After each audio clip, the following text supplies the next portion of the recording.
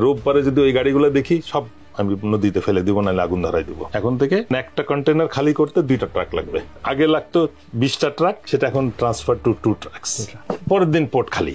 General Moin পরবর্তীতে publicly demand করছেন যে উনি আদেশ দিছে পোর্টকে রিফর্ম করার জন্য। ইট ওয়াজ অ্যাবসলিউটলি আ লাই। আমি 2006-এর ফেব্রুয়ারিতে চট্টগ্রামে হালিশহরে যে আর্টিলারি সেন্টার স্কুল আছে, বাংলাদেশ সেনাবাহিনীর আর্টিলারি রেজিমেন্টে যারা চাকরি করেন তাদের প্রাথমিক প্রশিক্ষণ সৈনিকদের ওখানে রিক্রুট হয়। রিক্রুটমেন্টের পরে বেসিক ট্রেনিং করে এবং সমস্ত অফিসারদের আর্টিলারি বিষয়ের সমস্ত ট্রেনিং ওখানে দেওয়া হয়। এবং হাইয়েস্ট কোর্স যেটা গানারি স্টাফ দেওয়া হয়, ওটার সাথে আবার একটা মাস্টার্স ডিগ্রিও দেওয়া হয়, মাস্টার অফ ডিফেন্স টেকনিক্যাল। তো সেই ডিগ্রিটা ওই ইনস্টিটিউশন থেকে দেওয়া হয়, ওইটার আমি কমান্ড্যান্ট নিয়োগ হয়। তো এই 1 বছর প্রায় দায়িত্ব পালন করার পরে 111 আসে। 111-এ আমি যেহেতু চট্টগ্রাম শহরকে জেলাকে 2 ভাগে ভাগ করা হয়, টাস্ক ফোর্স এ এবং বি। টাস্ক ফোর্স এর প্রধান ছিলাম আমি। তা আমার ওই টাস্ক ফোর্স এ হিসেবে চিটাগং এর port, customs, railway, electricity, city corporation, মানে মেজর সব এনার্জি সেক্টর সবকিছুই আমার ওই এলাকাটার মধ্যে যা কিছু ছিল সবকিছুই আমার ইয়েতে। 111-এর আগে যে ঘটনাটা ছিল, চিটাগং পোর্টে যে জাহাজ আসতো, মানে ব্যাপক একটা জাহাজ জট এবং এই সারা দেশে দ্রব্যমূল্য বৃদ্ধির একটা হিউজ হিউম্যান ক্রাই ছিল। তো ওই পরিস্থিতিতে যখন আমরা কাজ শুরু করি, তখন আমার সাথে যারা ইয়াং অফিসার ছিল, ক্যাপ্টেন্স, মেজর্স, লেফটেন্যান্ট কর্নেল, ওরা আমাকে ধরছে যে স্যার চলেন পোর্ট ঠিক করি। হ্যাঁ বলো কি, এই একটা হিউজ একটা বিষয়। 14 দিন জাহাজ ঢুকে আনলোড করে আবার ফেরত যেতে 14 দিন লাগে, এবং তার জন্য তো কম্পেনসেট করতে হয়। শুধু কম্পেনসেট না, আমাদের স্ট্যান্ডার্ডটাকে যদি কম্পেয়ার করি, সিঙ্গাপুর পোর্টে 6 থেকে 8 ঘন্টার মধ্যে একটা জাহাজ আনলোড করে আবার লোড করে বেরিয়ে যেতে পারে। মালয়েশিয়ান পোর্ট পেনাংয়ে একটা জাহাজ 12 ঘন্টার মধ্যে লোড করে আনলোড করে আবার নতুন লোড করে চলে যেতে পারে। আর আমাদের পোর্টে জাহাজ আসলে এটা 14 দিন লাগে। তো 14 দিন লাগে মানে 3 দিন হচ্ছে একটা জাহাজের জন্য ফ্রি টাইম। আর 3 দিন পরে ওই শিপিং কোম্পানিকে পে করতে হয় $10,000 পার ডে। তার মানে 14 দিন পরে একটা জাহাজ তার রুটিন ইনকামের সাথে আরো 1,10,000 টাকা তার ডিলে চার্জ হিসেবে port authority. But port authority কিন্তু দেয় না, যে ইম্পোর্টার তার কাছ থেকে সারচার্জ হিসেবে নেওয়া হয়, আলটিমেটলি কিন্তু আমরা দেই। আপনি যখন ওই আদা বা রসুন বা একটা ফল কিনবেন, আপেল কিনবেন, ওইটার সাথে কিন্তু ওই চার্জটা যোগ হয়। মানে পোর্টের ইনএফিসিয়েন্সি চার্জ কিন্তু এন্ড অফ দি ডে জনগণ দেয়, প্রত্যেক মানুষের উপর চড়ে, এবং এর মধ্যে ওই সবাই বেনিফিটেড হয়। মানে এই যে জটের মধ্যে যে একটা বিরাট একটা সার্কেল, তারা বেনিফিটটা নেয়, আর সেই কিন্তু আবার একটা অংশ পে করে। বাট আমজনতা কোনো কারণ ছাড়া দ্রব্যমূল্যের মাধ্যমে সেটা পে করে। তখন আমার ইয়াং অফিসার আমাকে ইয়ে করে যে স্যার চলেন পোর্টে ঢুকি। দেশ জুড়ে তোলপাড় ওয়ালটন ফ্রিজ কিনে আপনিও হয়ে যেতে পারেন মিলেনিয়ার। জেনারেল মঈন পরবর্তীতে পাবলিকলি ডিমান্ড করছেন যে উনি আদেশ দিছে পোর্টকে রিফর্ম করার জন্য। It was absolutely a lie. Even local কমান্ডারও বলেন নাই। আমার দায়িত্বের মধ্যে ছিল পোর্ট, আমার এরিয়া অফ রেসপন্সিবিলিটির মধ্যে পোর্ট, বাট এই পোলাপান আমারে নিয়ে ঢোকায়, স্যার চলেন পোর্ট ঠিক করি। তোমরা কাজ করবা, বাট সঠিক করতে হবে, ভুল করলে কিন্তু আমি তোমাদেরকে শাস্তি দিব। তাহলে স্যার আপনি শুধু আমাদেরকে গাইড করলেই হবে। এবং সেই পরিস্থিতিতে কিন্তু কাজটা শুরু হয়, এবং খুব মানে 7 দিনের মধ্যে কিন্তু রেজাল্ট আসা শুরু হয়। খুব সিলি বিষয়, মানে ট্রাফিক জট ক্লিয়ার করা, সমস্ত নিয়ম শৃঙ্খলার মধ্যে নিয়ে আসা।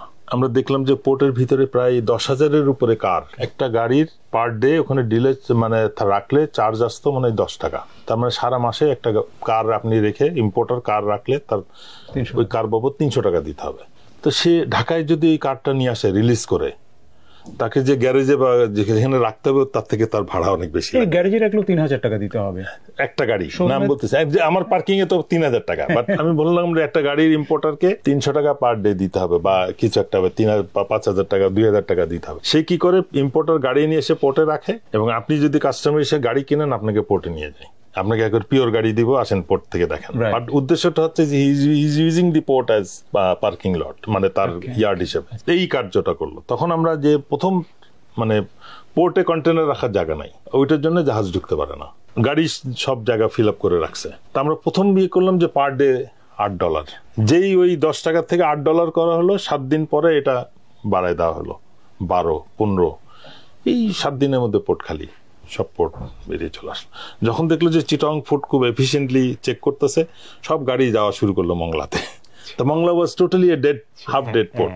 তো ওইটা তখন জীবন ফেরত পেল। আই সি, আচ্ছা আচ্ছা, এই জিনিসটা কিন্তু থ্রু সব, কারণ ওইটা তখন তো পুরো ডার্ক এরিয়া ছিল। তো all importers found that to be safe. তারপরে পোর্টের ভিতরে গাড়ি, আপনি একটা 40 টন মাল ইম্পোর্ট করলেন একটা কন্টেনার, তা আপনাকে কি করবো, ওই 20 টনের গাড়ি ঢুকতে দিবে না ভিতরে।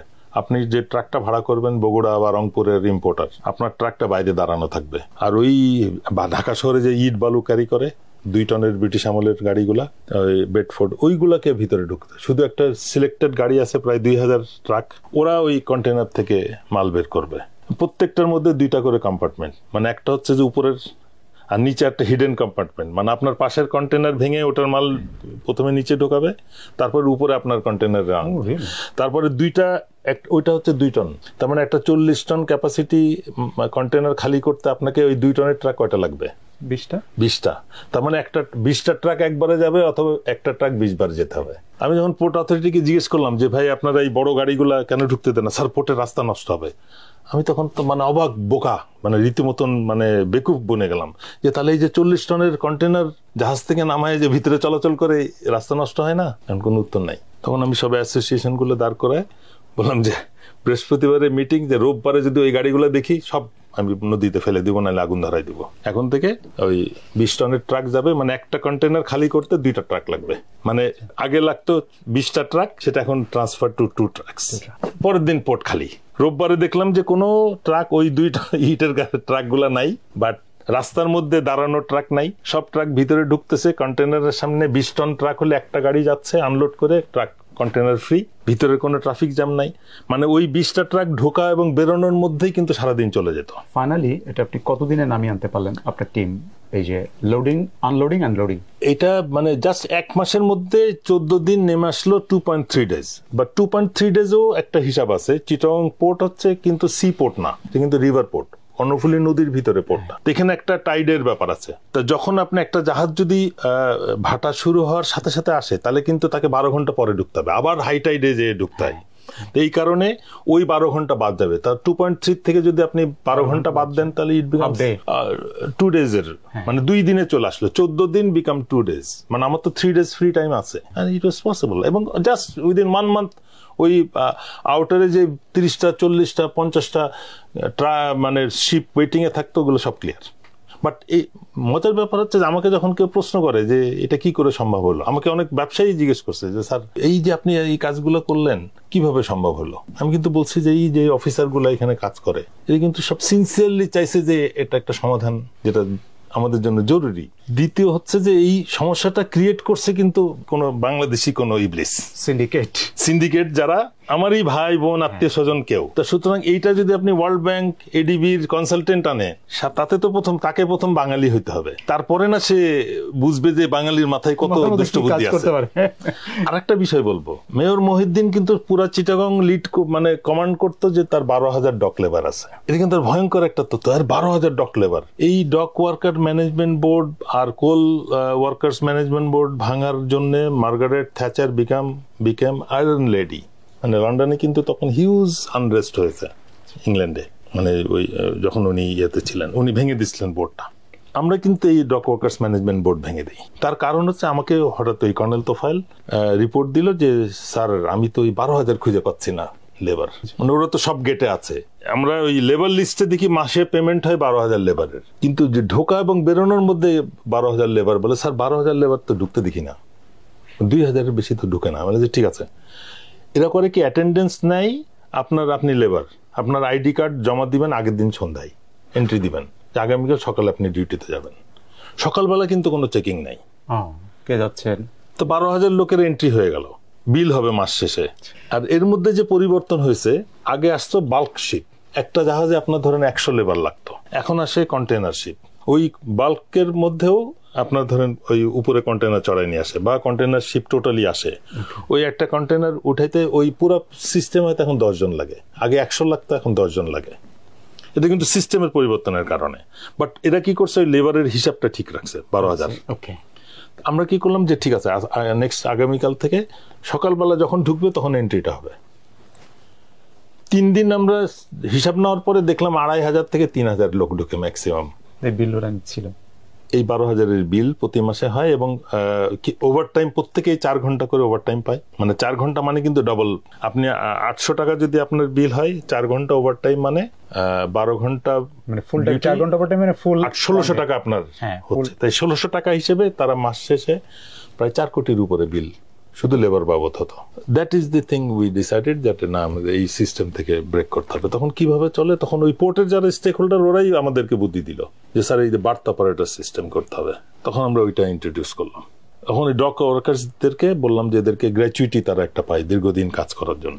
এটাও একটা ইন্টারেস্টিং গল্প। আমরা ঠিক করলাম যে গ্র্যাচুইটি পে করবো। এটা এপ্রিল মাসের কোন একদিন, মানে জানুয়ারিতে ঢুকছি, মার্চ ফেব্রুয়ারি গ্র্যাচুইটি পে করে ডিসকন্টিনিউ এদেরকে খারিজ করে দিতে হবে। মানে যেহেতু কোনো এমপ্লয়েড না, এটা ইররেগুলার, বাট যেহেতু দীর্ঘদিন কাজ করতেছে, পোর্টের এমপ্লয়মেন্ট রুলের মধ্যে আছে যে তারা একটা কাজের দিনের উপরে।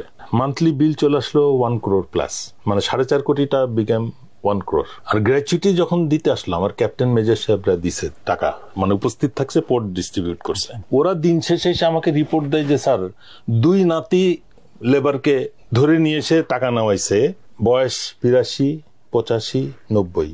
আর নাতিদের বয়স কত? নাতিরা ইয়াং, কিন্তু ওই লেবার 31শে মার্চ পর্যন্ত ডিউটি করছে পোর্টে, মানে তার নামে বিল হয়েছে। 82 বছর বয়স, 82-85 বছর বয়স। তো ন্যাচারালি ওই ক্যাপ্টেন প্রশ্ন করছে যে চাচা আপনি পোর্টে কবে আসছেন? বলে বাবা বছর 20 আগে। বলে এই যে আপনি 31 তারিখ পর্যন্ত তো ডিউটি করছেন, আপনার তো বেতন দিচ্ছি আমরা। বলে যে না, আমি তো কার্ড বেচে দিয়ে গেছি। কার্ড বিক্রি হয়, মানে মান্থলি কেউ আছে ফুল টাইম বিক্রি করে দিয়ে গেছে, আর কেউ আছে যে মাসে আমাকে তোমার 800 টাকা করে হলে 30 দিনে হবে এত টাকা, 24,000 টাকা, 24,000 টাকা, তুমি আমাকে মাসে 10,000 টাকা করে পাঠাবা। I don't know the amount, but that was the contract deal. 85 বছরের লোকও বিল পাচ্ছে, অ্যাকচুয়ালি 2,000 লোক ঢুকছে, তার মধ্যেও কিন্তু 50% অ্যাকচুয়ালি ইউটিলাইজড, বাকিরা এমনি জাস্ট ঢুকছে। এই কার্যক্রম, তো port became changed within days just because of this.